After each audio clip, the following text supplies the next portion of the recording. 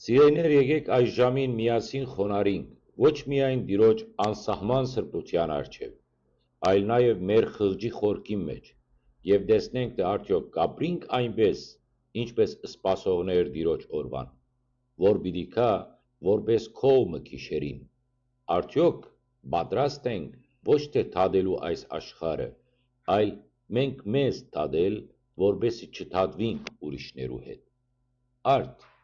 Արաքյալը կհիշեցնե մեզի, որ Տիրոջ օրը պիտի կա հանգարձակի, անակնկալ ցնցից ցևով,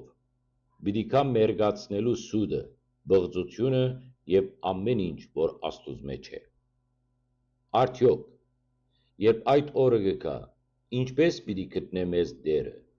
եւ եթե այսօր մեր շուրջը, մեր հոգեվոր տունը մուտք տված են նեխն ու գեղձիկը, մենք իբրև կենթանի քարեր Տիրոջ տաճարի մեջ, ինչպես պիտի մնանք կանգուն։ Ուզեմ անդրադառնալ մի քանի կետերու։ Տիրոջ օրը որպես ամբողջական բացահայտում։